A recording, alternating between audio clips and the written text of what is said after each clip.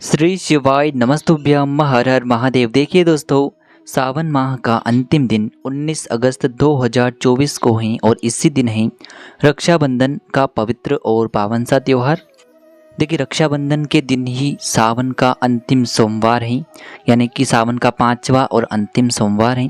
यदि आपने सावन के 4 सोमवार कोई उपाय नहीं किया है, कोई पूजा अर्चना नहीं की है, तो अभी भी आपके पास एक और अंतिम मौका बचा हुआ है।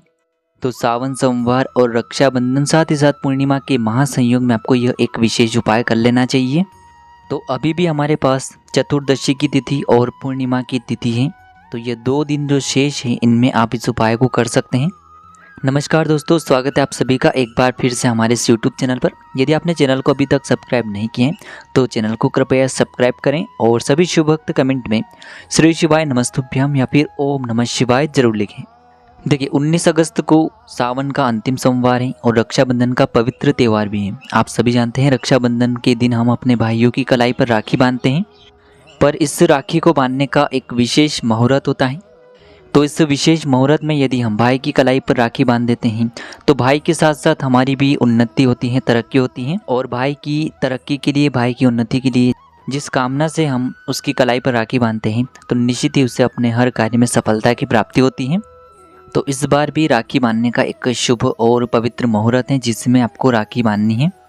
लेकिन इस मुहूर्त को जानने से पहले आपको यह भी जान लेना चाहिए कि इस बार भी राखी पर भद्रा काल रहने वाला है, यानी कि भद्रा का साया रहने वाला है। भद्रा काल में रावण की बहन ने रावण को राखी बांधी थी और उसका सर्वविनाश भी हो गया था, यानी कि उसके पूरे कुल का सर्वनाश हो गया था। तो देखिए, 19 अगस्त को जो भद्रा काल का समय रहेगा वो सुबह 2:12 से दोपहर में 1:30 तक रहने वाला है, यानी कि भद्रा काल का समय 19 अगस्त को दोपहर में 1:30 बजे तक रहेगा। तो 19 अगस्त को हमें 1:30 बजे तक राखी नहीं बांधना है, उसके बाद हम किसी भी समय में राखी बांध सकते हैं। तो 19 अगस्त को राखी बांधने का जो शुभ मुहूर्त है वह दोपहर में 1:30 बजे के बाद होगा। ठीक है दोस्तों। अब दोस्तों, दूसरी बात गुरुजी ने बताई है कि जब भी आप अपने भाई की कलाई पर राखी बांधते हैं तो आप उससे खोपरे का जो गोला आता है, नारियल का जो गोला आता है, वह उससे आप दे देते हैं। तो आपको ध्यान रखना है कि आपको भाई को कभी भी नारियल का गोला नहीं देना है। भाइयों को राखी बांधते समय विशेषकर हमें नारियल देना है, न कि नारियल का गोला देना है। पानी वाला नारियल हमें भाइयों की कलाई पर राखी बांधते समय देना है। तो इन बातों का आपको विशेषकर ध्यान रखना है। और इसी के साथ में हमने आपको रक्षाबंधन पर पूजन किस प्रकार से करना है, कौन सी गलतियां नहीं करनी है, सभी जानकारी इससे पहले एक वीडियो में दे दी है। आप उस वीडियो को जाकर अवश्य देखिए। तो चलिए दोस्तों, अब हम जानते हैं कि सावन के महीने की जो ये 2 शेष दिन बचे हुए हैं, रक्षाबंधन और चतुर्दशी की तिथि, इन दोनों दिनों में से हमें एक दिन यह विशेष और दिव्य उपाय करना ही है। देखिए, यदि आपकी ऐसी कोई भी मनोकामना है, हृदय की बात है जो काफ़ी समय से पूरी नहीं हुई है, चाहे वह आपके विवाह को लेकर आपकी कोई कामना हो, आपकी नौकरी को लेकर आपकी कोई कामना हो, व्यापार को लेकर हो, या फिर कोई दोष लगा हुआ है हमारी कुंडली में, तो आपको यह उपाय अवश्य ही कर लेना चाहिए। देखिए दोस्तों, यह उपाय आपको 18 अगस्त को 14 का दिन है, यानी कि चतुर्दशी की तिथि है, तो इसी दिन आपको यह उपाय करना है। गुरुजी ने कहा है कि यह साल जो है सावन का साल है। गुरुजी ने बताया है कि इस बार का जो सावन आया है, इसी सावन में आपको यह उपाय करना है। और यह उपाय बहुत ही दिव्य और चमत्कारिक है, यानी कि आप जिस रुद्राक्ष को धारण करते हैं या फिर आपके घर में कहीं भी रुद्राक्ष रखा हुआ है तो उस रुद्राक्ष को आपको सिद्ध कर लेना है। जी हाँ दोस्तों, यदि आपने अभी तक आपके पास कोई रुद्राक्ष है उसे सिद्ध नहीं किया है तो आपको कर लेना चाहिए, क्योंकि यह विशेष तिथि पर ही किया जाता है यह उपाय। तो आपके पास अभी भी 2 दिन और शेष बचे हुए हैं इस उपाय को करने के लिए। एक चतुर्दशी की तिथि है, एक पूर्णिमा की तिथि है, यानी कि 18 अगस्त पर भी आप इस उपाय को कर सकते हैं और 19 अगस्त पर भी आप इस उपाय को कर सकते हैं। तो देखिए दोस्तों, यह उपाय आपको किस प्रकार से करना है आपको बहुत ही ध्यान से समझना है। आपके पास जो भी रुद्राक्ष है, चाहे किसी दुकान का रुद्राक्ष है, चाहे आपके पास सीहोर वाला रुद्राक्ष है, जो भी रुद्राक्ष है उसे आपको एक पात्र में रखना है, यानी कि एक कटोरी में आपको रखना है। सामने आपको दिखाया जा रहा है। अब आपको एक लोटा लेना है। आप कौन सा भी पात्र ले सकते हैं, स्टील का पात्र भी ले सकते हैं, तांबे का पात्र भी ले सकते हैं। एक लोटा लेना है और इसी पात्र से आपको उस रुद्राक्ष के ऊपर 7 बार में जल समर्पित करना है, यानी कि उसी पात्र से 7 बार में थोड़ा थोड़ा जल समर्पित करना है। सामने आपको जिस प्रकार से दिखाया जा रहा है इसी प्रकार से आपको ये 7 बार में जल समर्पित करना है। अब देखिए 5 बार में आपको गाय माता का जो शुद्ध दूध होता है, यानी कि जो बिना गर्म किया हुआ दूध होता है, कच्चा दूध, उससे आपको 5 बार में उसी रुद्राक्ष के ऊपर समर्पित करना है। अब देखिए इसी रुद्राक्ष के ऊपर आपको 2 बार घी का लेपन भी करना है, यानी कि आपको 2 बार अच्छे से घी का लेपन भी इसी रुद्राक्ष के ऊपर कर देना है। अब अंत में आपको एक अगरबत्तियाँ जो होती हैं आपके पास, 2 अगरबत्तियाँ लगानी है और अगरबत्ती की जो धुआं है उसमें आपको उस रुद्राक्ष को निकालना है। तो इस प्रकार से आपको यह उपाय करना है और इसके बाद आपको इस रुद्राक्ष को धारण कर सकते हैं, यानी कि रुद्राक्ष सिद्ध होने के बाद इसे आप पुनः धारण कर सकते हैं।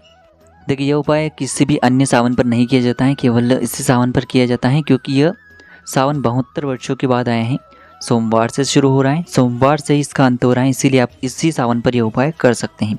अन्य किसी भी सावन पर आपको इस उपाय को करने का मौका नहीं मिलेगा। तो अभी तक रुद्राक्ष सिद्ध नहीं किया है तो इस उपाय को जरूर करिएगा।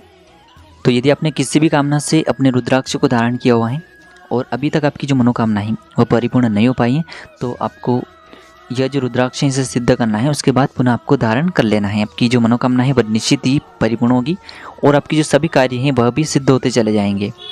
अब दोस्तों 19 अगस्त 2024 को ही सावन का अंतिम और 5वां सोमवार, साथ ही साथ रक्षाबंधन और पूर्णिमा की पवित्र तिथि।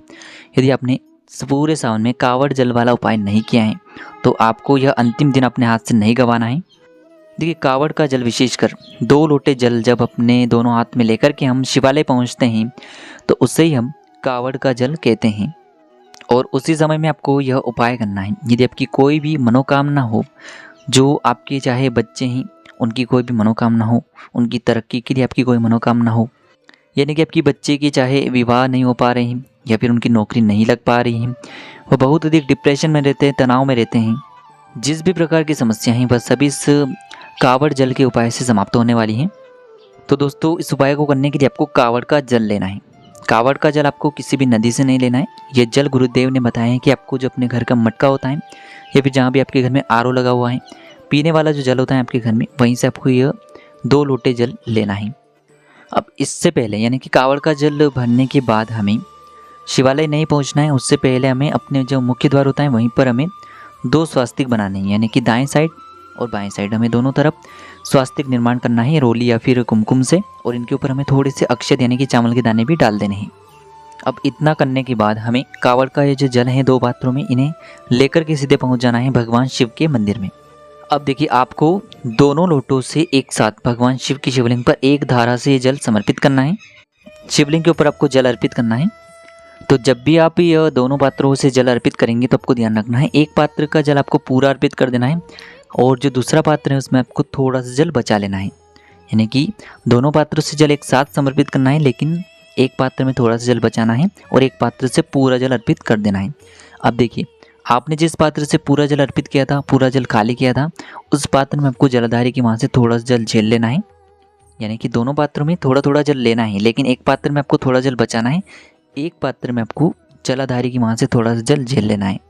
अब इस प्रकार से ये जो कावड़ का जल है जिसे आपने थोड़ा थोड़ा बचाया हुआ है, इससे आपको महादेव से अपने घर लेकर के आ जाना है। प्रार्थना करके आपकी जो भी कामना है उसे महादेव के समक्ष रख देना है और ये जल आपको अपने घर लेकर के आ जाना है। अब देखिए आप जो ये जल लेकर के आए हैं, इन दोनों पात्रों से थोड़ा थोड़ा जल आपको जो आपने स्वास्तिक बनाया था और दोनों ही स्वास्तिक पर आपको इस जल का छिड़काव कर देना है। और इसके बाद आपको इस जल का छिड़काव अपने पूरे घर में भी कर देना है, केवल अशुद्ध स्थानों को आपको छोड़ देना है। यदि अंत में इन पात्रों में जल बच जाता है तो इस जल को आपको किसी भी देव वृक्ष में समर्पित करके आ जाना है। तो इस प्रकार से आज की इस वीडियो में हमने आपको सावन के इन शेष दिनों में किए जाने वाले कुछ विशेष और चमत्कारिक उपाय बताने का प्रयास किए हैं। जो भी आपके लिए उचित है उसे आप कर सकते हैं। श्री शिवाय नमस्तुभ्यम। हर हर महादेव।